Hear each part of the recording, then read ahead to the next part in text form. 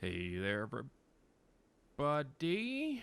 Whoa, that threw me way off because it's playing the sound back to me, and that's freaking me out.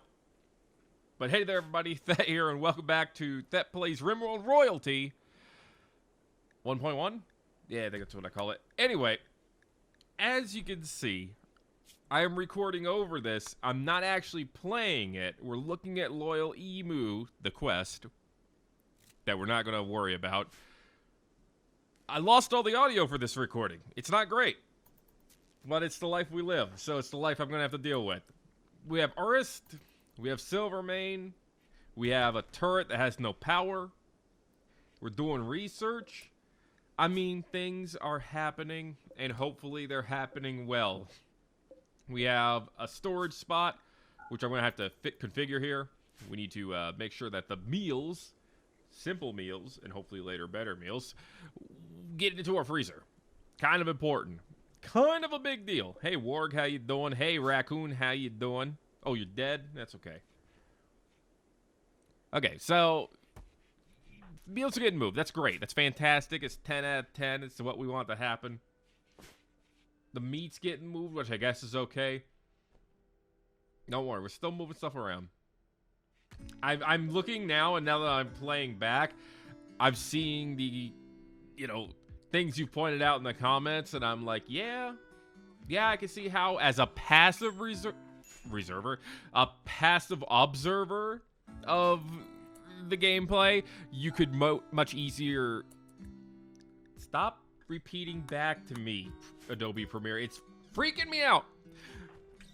I can see how, as an observer, as someone who's just watching the series, you could see some of these glaring issues. Like, for example, the little spot in the top left of the wind turbine being blocked by the mountain that I somehow just didn't notice. It's something that'll get taken care of. All right? Don't get yourself twisted. That's all I gotta say. There's a slaver coming by. It's pretty great, except for the part where it's slavery. But I mean, it's an opportunity to get some more dudes, which would be great. So here they come, hanging around. That's where they're gonna hang. We don't have a trading spot because for some reason that was never brought into vanilla, which I don't. Why, Tynan? Why not a trading spot? That just makes sense. All right. So they have several people, including a pop idol, which I guess good for them, but bad for her that happened. I'm tempted to, like, buy, sell, or trade some other commodities here, but we're going to take a look at each person. You got this developer, Jono. Great intellectual, some artistic ability, some crafting, loves to shoot things. Who doesn't in this day and age? Little ugly, but also industrious and a quick sleeper, which are actually a great combination of traits. You got Jesse over here, who's a careful shooter, fast walker, nimble. Again, great traits. These traits are amazing. You got I think this is Brawler. Greedy, nimble here on Squint. The skills are actually okay. And then you have the pop idol here. One problem you might have noticed on pretty much everyone, though, they all hate dumb labor. And we don't need another person in our colony right now who hates dumb labor. That's awful. It's terrible. We can't just have Urus do all of the hauling and cleaning. Someone needs to help with that.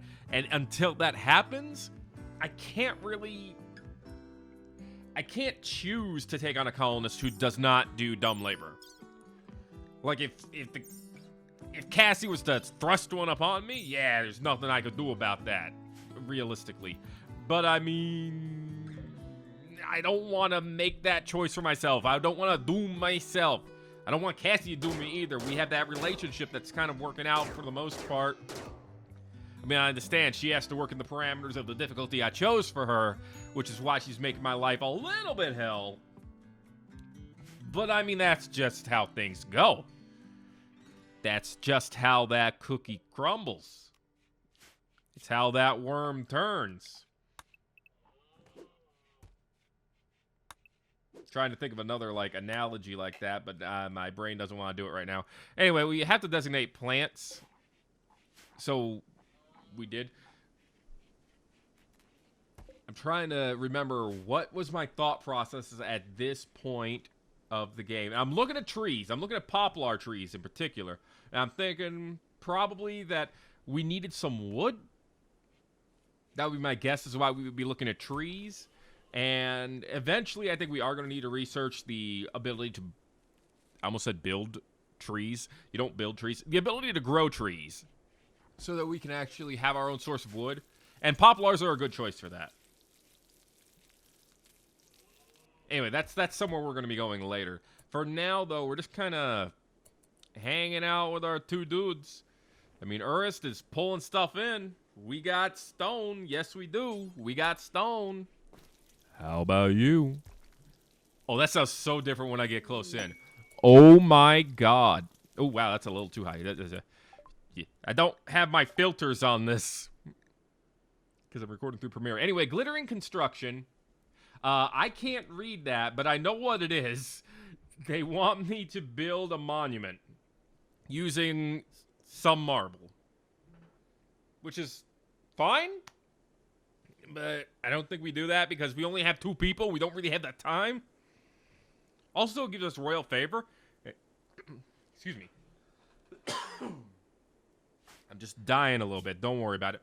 We want to be careful with the royal favor because as it goes up, we have new requirements on ourselves. Like Urist, you know, you make him a knight and he's suddenly like, ooh, I want knight things. Like a big bedroom and, you know, a drape and, I don't know, not to sleep in the cold.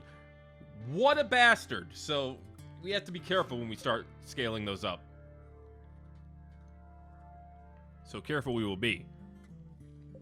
But yeah, I'm doing a live test right here. This is like 2 hands widths from the microphone. This is like 1 hand width from the microphone. And this is like a thumb away. So it makes a big difference. I think it's interesting. Anyway. See, here we go. Now we're actually looking at it. Yeoman. But if you go to a freeholder, which is what you start with, you still no requirements. But if you move on to Esquire, look at these. You need things. And that's awful. I mean, not really. But, yeah, I don't want to have to get to this point yet. We're not there. We don't need to be there yet. That said, apparently sending an Esquire is slightly more insulting than sending a Yeoman. Because an Esquire is like the lowest level of royalty. And the other characters of the Empire are like, ooh, why are you here? Just send your lackey Yeoman, I guess. Like, I don't know, man. Either way, the trade caravans are leaving. That's fine. We didn't buy a slave and free them, which I guess morally is very wrong for us, but we need people to do dumb labor, and none of them will be willing to do it. So, that sucks. We also have a lot of meat up there that needs to be butchered, so we'll have to get to that eventually. Oh yeah, it's like somewhere at the end of this video, I do actually realize that my audio went out. I had to unplug my Focusrite, which is the device that my microphone plugs into, and plug it back in, and then it came back, but it just completely died for a little bit, and I don't know why. New zones, yeah. We do want to set more growing zones. We also would like to take care of Silvermane's chemical interest. And to take care of that chemical interest, we need chemicals. So that's something we're going to be working towards. It'll be good. Probably. If we can actually ever make it to take off. Which I don't know if we can. But we'll find out. Anyway. Animals. As you can see, there's a grizzly bear here. Probably don't want to mess with it. Maybe we do. I'm leaning toward we don't. Because they could eat our feet. And then the rest of us. I don't want that. So Silvermane's doing some cooking. Urist is moving some meat in, which I suppose is helpful. It helps getting those simple meals cooked a little bit faster. All right. Lovely, lovely, lovely. Things are moving. We did have Urist do a little bit of cleaning, but now, finally, we moved this butcher table outside. So, before I wanted it inside, because it's closer to the stove, and I figured that would be faster to just butcher and then go to the stove and then cook it. But Rimworldians, these pawns, don't work that way. Because butcher and cook are seen as two completely different activities, but yet within the same work priority list, however you want to put it, that just doesn't work. So the good news is, obviously by butchering, wow, words. Stop repeating back to me myself. Because the butcher table is now outside, all of the grossness from it won't be getting into the kitchen, which means a cleaner kitchen. But it also, the fact that putting it outside only lowers the work speed, it doesn't reduce the amount of actual meat we get out of it. I think the downsides are negligible. I don't have to build a specific room for it. It just seems like that's extra work for not enough gain. I could be wrong. I mean, maybe it's like a 50% work speed penalty, but it doesn't feel like it. Everyone getting sick. Incompetent cooks. He just threw up all over our herbal medicine. And he fell down because of course he did. All right, Urus, go put him in bed. Then we'll have to deal with that rifle. Charge rifle, that is. This probably would have been a good spot to just not have the medical bed in that specific location. But anyway, let's go. Bring that charge rifle inside so it doesn't deteriorate. And there it is. Well, he threw up. Okay. Wait. I'm waiting for it because I did this already. I know what's happening. It's just taking a while to happen. But anyway. Okay, we got that inside. Beautiful. Perfect. Professional. Stop vomiting and go make some food. Come on, Urus. You can do it. You can't do it. He fell down. And we have a man in black who appeared. He disappears mysteriously to help us out. Thank you, Cassie Classic. And also thank you, Frankie the Surgeon. Because you're the actual one coming in and helping. So we have him. I was a bit more frustrated at this point than I am looking at it in retrospect. But obviously this is helpful. So we have a new dude. Earth is sleeping. He has the hypothermia. But doesn't like to wear clothes. So, you know, a little bit of a balancing act there. If we could find a way to eventually just keep him inside, that would be the ideal. Obviously, he has to go out every once in a while because he's not an undergrounder. But he'll be fine. He'll be fine. Yeah. I should also... This should have also been the time when I moved Silvermane's medical bed to the other bed, his regular bed, and given Frankie that bed, but hindsight's 20/20, you know? The third-party observer can observe things that the first-party dude can't be privy to.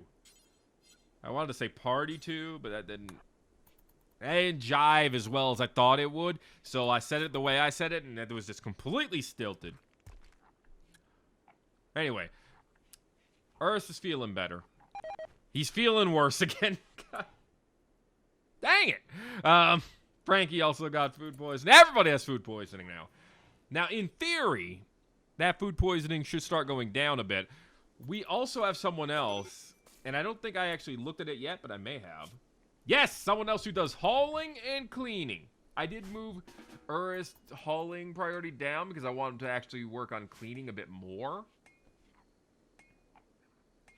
Because we really need to clean these inside areas.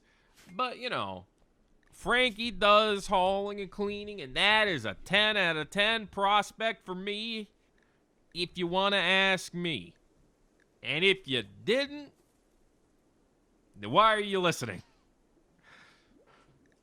Anyway, Good stuff. Research popping off. Silverman gonna get us the art of pemmican, which will be great if we can get that done before the potatoes are grown. A raccoon has gotten it twisted. He's going after Frankie, who's sleeping outside. Tear him up, Frankie! Oh, no, Frankie! What the hell?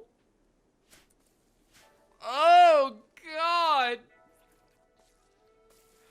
Like, I get it. You were tired, and you got attacked by a raccoon out of nowhere. But why? Why did you fall down? I mean, yeah, I get it from a purely mechanical gameplay stoint. Stoint? What? What did I say? Pure mechanical gameplay point. He has food poisoning. He's been injured. The quote-unquote pain threshold is too high. He has to fall down.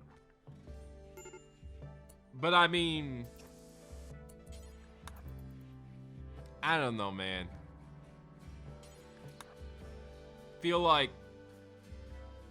that was still a weird move. Anyway, he's up. He's okay. He's injured, but he'll be okay. In theory. Possibly. Hopefully. Etc., etc., some more words. Okay, food poisoning still major. It's gonna go down eventually. You know, it always does. Food poisoning, it sucks, but it's never deadly.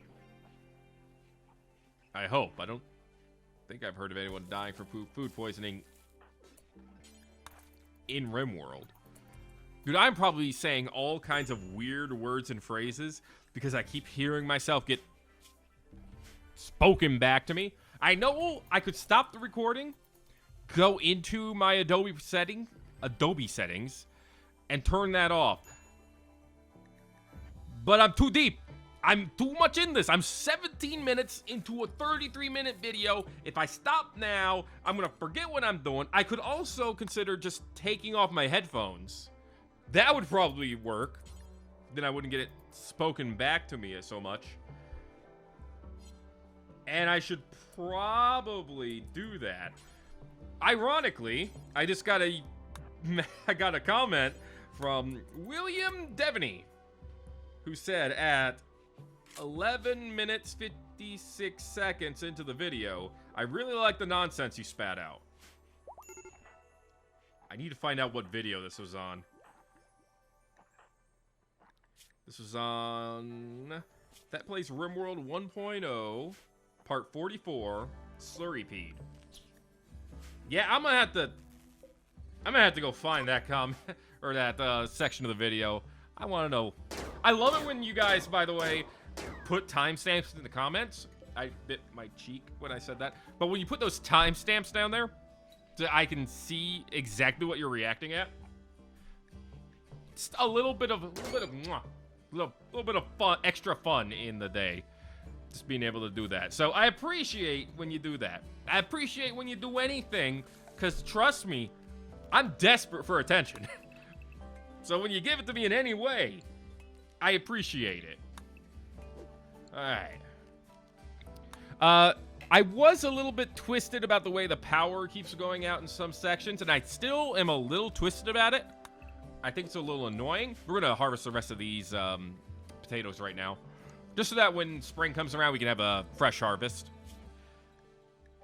But I'm assuming that you get the occasional spots of no electricity just because we have no batteries to ensure a constant supply of electricity.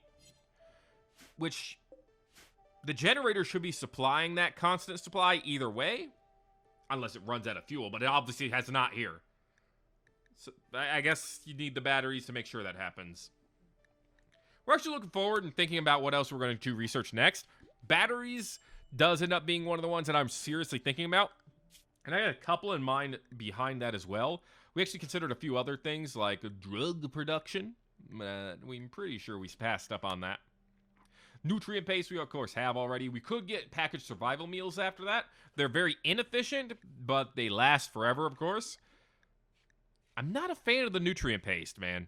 I know you guys are like, build nutrient paste dispensers. No one will ever get food poisoning again.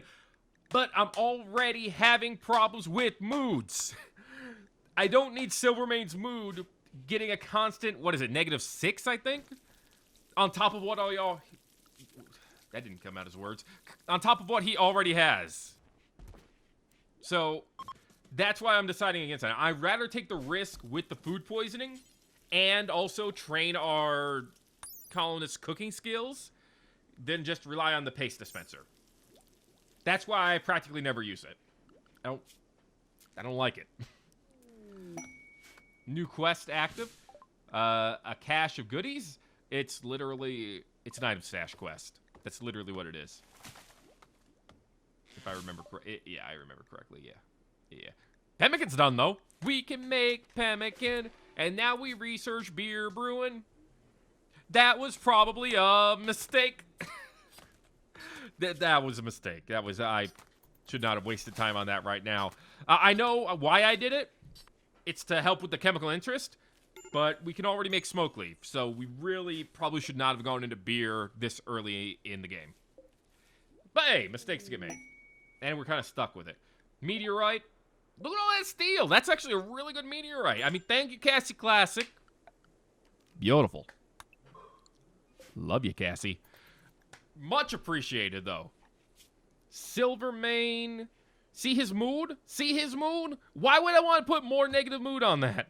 And yes, I know getting sick also reduces the mood, but that's more intermittent.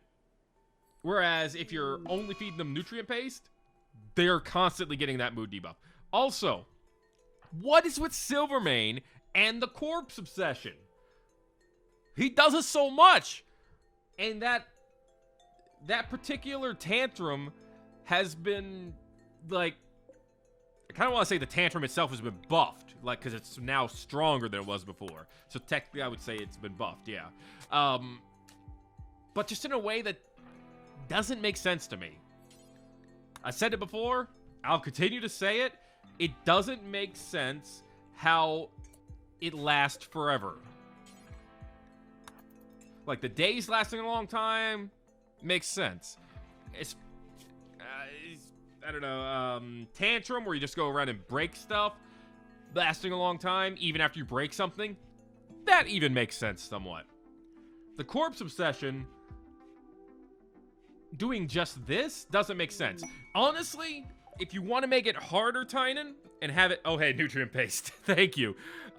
If you want to make it harder and have it still make sense, Tynan, make it so that he just constantly digs up corpses. Not just grab one and then put it on the table and you're done. If you're going to go in, you know, in for a penny, in for a pound. Either make him just dig up corpses until he reaches catharsis, or just have it end after digging up the one like it was before. Either one of those feel like it would make more sense than the way it does it now. Or you could just do all that bullshit I said in an episode or two before, about the whole, have a check about how many people have been, you know, affected by the corpse, and then once it reaches a certain number of people, it disappears. That would be cool, too. Anyway, we got a raid. I can't read their name from here on this tiny-ass screen, but I'm pretty sure they're pirates, and they come with knives, and it's a raid, and we're actually going to go ahead and have Frankie grab a gun. Ain't that sweet? And then we were gonna have Frankie and Silvermane both head out there and, you know, fight this fight. But then I realized Silvermane is slow as hell. He's not feeling good. He has a bad back. I can't have him fight this fight. I mean, I can, but only after they come into colony. So Frankie's moving forward. He's giving him some of his shoot juice. And by that, I mean he's trying really hard, but his aim sucks. Thankfully, while they're still in the preparation phase, they only move out so far. So we can kind of play back and forth with them. It's just his aim is so bad. It's so bad. He's trying, though. The dude is trying. And, you know, that's almost good enough. It's not really, but it's almost. All right. Eventually, can't remember, actually. Does he eventually? Frankie, do you hit someone eventually? Please, tell me now. I mean, yeah, he looks like he did. But again, it could just be that the screen's so small that I can't tell what's going on. No, that's what happened. Yeah, no one got hit yet. I think he eventually hit someone before they charge. Never mind, they're charging. Nope, he goofed it. He goofed it pretty hard, which means we can move everyone else and get ready for a fight of our lives. It's not really that intense, but it is a nice fight. Okay, Frankie's heading in. We're getting ready. Dan's in front, Levin's in the mid, Bell's in the back. Let's go kick their butts. So he made a mistake here by going through the door. The door stayed open, but that's okay because we were still able to give Dan the shoot juice. Dan got shot jossed. He's dead. Everyone else has to go through our stone area. And you know that I'm pretty sure that's a change where they can follow them through the colony now, or through the doors into the colony now. But I think that makes sense. I have no problem with that change. Just something you'd have to adapt around. Whatever. You can make the case that that's true for any kind of change, but some of them make sense and some of them don't.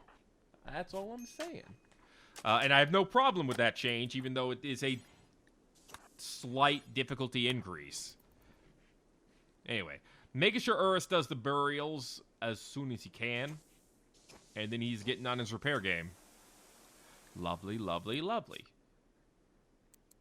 And here's where we realize, oh wait, Frankie can haul and clean. Let's tell him to haul and clean. And we did. And at this point, I'm actually feeling really good. Until I realized that my recording was not going for the last, like, 10 minutes. But at this point, I'm actually feeling great. We have 2 people who are willing to haul and clean, which means we can make the interior of our colony much more pleasant. It means that Silvermane can concentrate on a few things like research and hunting. Frankie can concentrate on some other things. Urus can keep doing Urus things, mainly his construction skill, which is pretty good. We just want to keep that up there.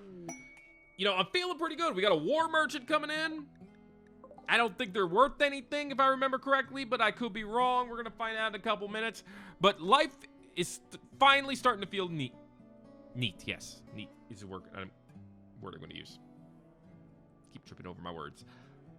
My own words. Literally my own words being spoken back to me.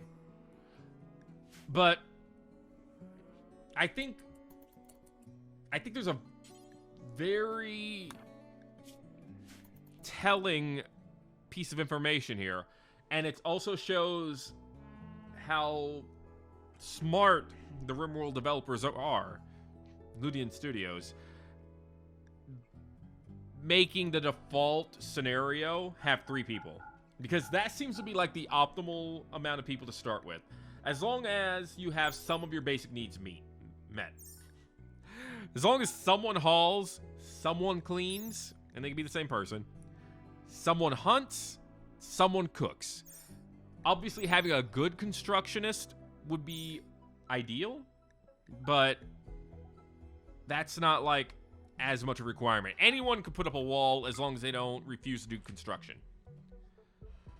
So, you know, it's all good as long as you have those couple of skills. Technically the same thing with planting, but obviously if you have a dedicated gardener, that is superior. I should say farmer instead of gardener, but I mean, they are different, but is the difference mainly scale? Is there an actual, like, applicable difference other than one is a professional and one is more of a hobbyist? I don't know. That's not my area of expertise. My area of expertise is playing video games for the internet.